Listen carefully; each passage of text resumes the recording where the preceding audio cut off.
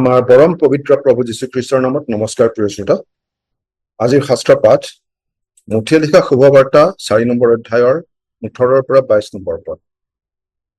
পাছে তেওঁ গালিল সাগৰৰ তীৰত ফুৰোতে দুজন ভাই ককাই অৰ্থাৎ চিমোন, যাক পিতৰো বোলে, আৰু তেওঁৰ ভায়েক আন্দ্ৰিয়ক সাগৰত জাল বোৱা দেখিলে, কিয়নো তেওঁলোক জালুৱাই আছিল। তাতে তেওঁ তেওঁলোকক ক'লে, মোৰ পাছত আহা, মই তোমালোকক মানুহ ধৰা জালুৱাই কৰিম। তেতিয়াই তেওঁলোকে জাল এৰি তেওঁৰ পাছে পাছে গ'ল।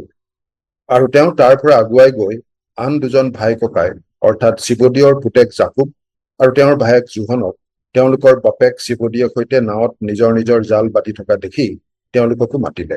তাতে তেওঁলোকেও তেতিয়াই নাও আৰু নিজৰ বাপেককো এৰি তেওঁৰ পাছে পাছে গ'ল।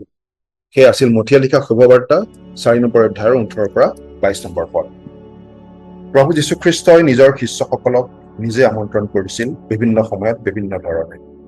তেওঁ যেতিয়া কাৰোবাক নিজৰ শিষ্য হবলৈ মাতিছিল, তেতিয়া তেওঁ কেৱল তেওঁৰ লগত চিনাকি হবলৈ নাইবা তেওঁৰ লগৰীয়া হবৰ বাবে বা তেওঁৰ সহায়কাৰী হবৰ বাবে মতা নাছিল। তেওঁ যেতিয়া আমন্ত্ৰণ জনাইছিল, তেতিয়া তেওঁক সম্পূৰ্ণৰূপে অনুসৰণ কৰিবলৈ এটা সৰ্বাত্মক আনুগত্য আৰু উৎসৰ্গাপূৰ্ণ প্ৰতিশ্ৰুতিৰ বাবে আহ্বান জনাইছিল। তেওঁ যেতিয়া কৈছিল, মোৰ পাছে পাছে আহা, তেতিয়া শিষ্যসকলে কোনো প্ৰশ্ন নকৰাকৈ, কাৰো লগত আলোচনা নকৰাকৈ, অকণো পলম নকৰাকৈ লগে লগে তেওঁলোকৰ জাল এৰি বা নিজৰ কাম এৰি সকলো এৰি তেওঁৰ পিছে পিছে গৈছিল। যীশুখ্ৰীষ্টৰ বিষয়ে জনা আৰু তেওঁৰ শিষ্য হোৱাৰ মাজত ডাঙৰ পাৰ্থক্য আছে।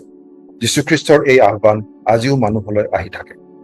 আজি তেওঁৰ অনুগামী হিচাপে আমাকো তেওঁ মাতি থাকে আৰু আমাক শিষ্যত্বৰ পথ আঁকোৱালি ল'বলৈ আহ্বান জনাই থাকে।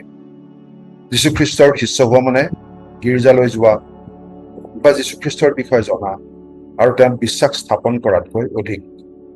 ই হৈছে আত্মসমৰ্পণ, তেওঁৰ আজ্ঞা পালন কৰি চলা আৰু আত্মিক বৃদ্ধিৰ এক পৰিৱৰ্তনশীল যাত্ৰা, এটা অনবৰতেই চলি থকা প্ৰক্ৰিয়া। প্ৰভু যীশুৱে যেনেকৈ তেওঁৰ প্ৰথম শিষ্যসকলক তেওঁৰ পিছে পিছে যাবলৈ মাতিছিল, তেনেদৰে তেওঁ আমাকো আমন্ত্ৰণ জনায়। সেই আমন্ত্ৰণৰ প্ৰতি সঁহাৰি দি আমি হয়তো কিছুমান কাম এৰি দি বা কিছুমান কথা এৰি দি তেওঁৰ পিছ ল'ব লাগিব। তেওঁ বিচৰা ধৰণে জীৱনটো গঢ়িব লাগিব। মূল কথাটো হ'ল তেওঁৰ প্ৰতি ভক্তিপূৰ্ণ জীৱন এটা কটোৱাত বাধাৰ সৃষ্টি কৰিব পৰা কামবোৰ বা কথাবোৰ এৰি দিয়া। শিষ্য হিচাপে আমাৰ লক্ষ্য হৈছে আমাৰ প্ৰভুৰ শিক্ষা পালন কৰি তেওঁক অনুসৰণ কৰা, তেওঁৰ সৈতে সময় কটোৱা, প্ৰভু যীশুৰ সৈতে ঘনিষ্ঠ সম্পৰ্ক ৰক্ষা কৰাৰ জৰিয়তে আমি তেওঁ বিচৰা ধৰণে ৰূপান্তৰিত হওঁ আৰু আমাৰ চৌপাশৰ জগতখনত ভাল প্ৰভাৱ পেলাব পৰাও হওঁ। প্ৰভু যীশুৰ শিষ্য হোৱাটো প্ৰত্যাহ্বানেৰে ভৰা কথা, কিন্তু ই আমাক এটা উপচি পৰা জীৱন আৰু অনন্তকলীয়া লক্ষ্য প্ৰদান কৰে। আমি প্ৰভু যীশুক গভীৰভাৱে চিনি পোৱা, তেওঁৰ উপস্থিতি অনুভৱ কৰা আৰু তেওঁৰ পৰিচৰ্যা কৰাৰ গভীৰ আনন্দ লাভ কৰোঁ। এনেদৰেই আমাৰ বিশ্বাস বৃদ্ধি পাই থাকে আৰু আমাৰ চৰিত্ৰই ঈশ্বৰে বিচৰা ধৰণে গঢ় লৈ থাকে আৰু আমাৰ জীৱনে স্থায়ী ফল উৎপন্ন কৰে। খ্ৰীষ্টীয় বিশ্বাসী হিচাপে আমি প্ৰভু যীশুৰ শিষ্যত্বৰ আহ্বানৰ প্ৰতি সম্পূৰ্ণ হৃদয়েৰে প্ৰতিশ্ৰুতি দিয়া উচিত।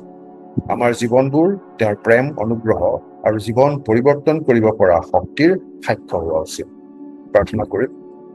স্বৰ্গত থকা পিতৃ ঈশ্বৰ, পিতৰৰ দৰে সাধাৰণ মাছমৰীয়াক শিষ্যত্বৰ বাবে আহ্বান কৰাৰ দৰে আমাৰ দৰে সাধাৰণ মানুহকেই প্ৰভু যীশুৱে শিষ্য হিচাপে মাতি থাকে। তাৰ বাবে তোমাক অশেষ ধন্যবাদ।